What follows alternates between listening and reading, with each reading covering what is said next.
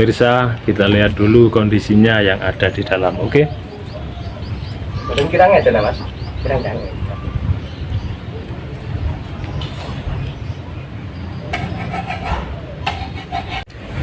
Oke pemirsa, ini bersama saya Kang Sutris melakukan pencatatan budaya yang ada di Candi Sumur ini. Nah, ternyata Candi Sumur ini adalah satu hadiah dari Prabu Hayam Wuruk kepada Ibu Nyai Roro Walangangin pemirsa, dikarenakan telah memberikan suatu yaitu kekayaan yang dimiliki sama suaminya untuk mengirimkan padi di kerajaan. Oke, karena ketulusannya, karena kebaikannya, itu sudah hukum alam. Orang kalau tulus pasti mulus. Jadi diberikan satu penghargaan oleh Prabu Hayam Wuruk.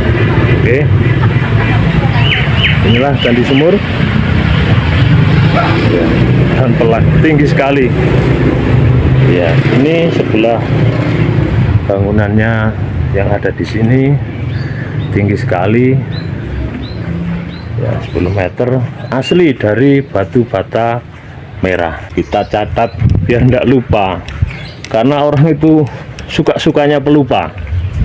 Maka kita catat dalam satu buku ini, nanti kita berikan info kepada seluruh pemirsa yang ada di Nusantara Wilwatikta. Berikan komentar biar budaya kita itu lengkap dengan yang ada. Apa yang kurang kita kasih lewat komentar yang ada. Oke ya, berikan komentar yang baik,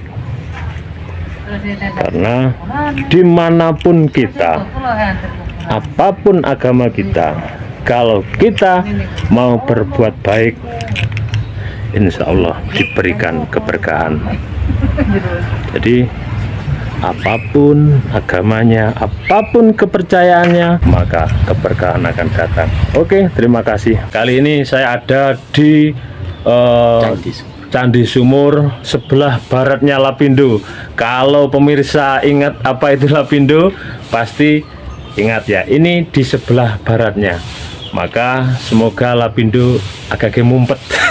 Oke pemirsa, ini saya bersama juru pelihara Candi Sumur, berbincang-bincang dulu. Pak, barangkali apa ya yang perlu diceritakan tentang Candi Sumur itu apa Pak ya? Ya, saya perkenalkan, nama saya Bapak Ruspandi, Jubel Candi Sumur ya. Yang jadi pertanyaan ini, mengapa kedua cagar budaya ini didirikan? Kalau di sini sebelum didirikan Candi Sumur, dulu itu memang sumur ya. Kalau di sana tadi sebelum Candi Pari didirikan, dulu itu di sana itu lumbung padi.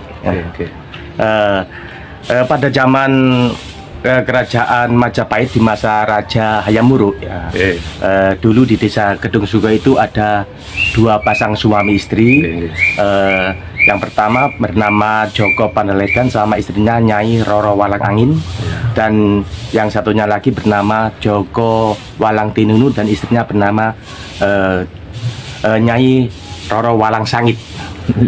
Beliau itu dulu terkenal kaya akan padi ya. Dan padinya itu sangat melimpah, bahkan terkenal di pelosok-pelosok sampai terkenal di kerajaan Majapahit. Kebetulan waktu itu di kerajaan Majapahit di masa Raja Hayam Wuruk dulu itu sempat mengalami paceklik, Mas. Jadi di kerajaan Majapahit itu di zaman Hayam Wuruk dulu di sana itu sempat mengalami paceklik dan kekurangan pangan.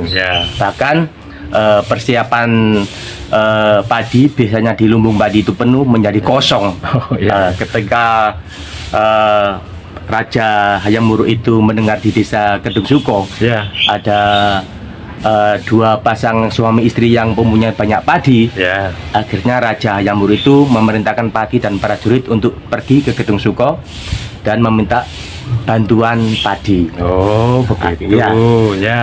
Akhirnya raja itu memerintahkan padi dan prajurit untuk pergi ke Gedung Suko untuk meminta sumbangan padi.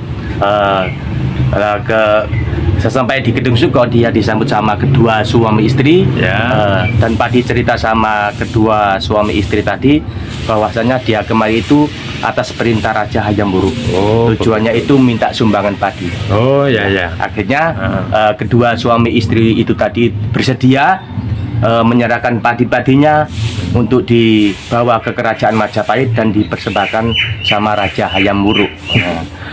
Sebagai rasa terima kasih, ya saya singkat, Raja Hayam Wuruk itu meminta kedua suami istri itu untuk mau tinggal di kerajaan Majapahit. Oh, iya, Gitu. iya. Tapi yang mau itu hanya Joko Walang Tinunu sama istrinya Nyai Roro Walang Sangit. Ya, ya. Dan akhirnya dia diboyong ke sana. Lah untuk Joko Balekan sama istrinya Nyai Roro Walang Angin, dia menolak. Biarpun dipaksa kayak apapun, dia tidak mau tinggal di kerajaan. Ya, ya, ya. Dia milih tinggal di Gedung Suko karena desa Gedung Suko itu dulu makmur akan pertanian, Mas. Gitu. Gudangnya padi. Iya, gudangnya padi. Nah, akhirnya raja itu memaksa. Pokoknya Joko Pendekan sama istrinya Nyai Roro Walang Angin harus tinggal di kerajaan Majapahit. Kalau dia tidak mau, harus dipaksa. Cuma jangan sampai melukai. Begitu mau ditangkap ya, Ya. untuk Joko Pandelegan, begitu dikepung sama padi dan prajurit, untuk Joko Pandelegan itu bersembunyi di Lumbung Padi sana. Oh, begitu ya. Ya, begitu mau ditangkap, dia menghilang muksa di Lumbung Padi. Bagus sekali. Berarti ketulusannya perlu diacungkan jempol pemirsa. Karena saking ketulusannya menjadi sakti dan akhirnya bisa menghilang dan moksa. Lah, oke. Dan saya teruskan lagi.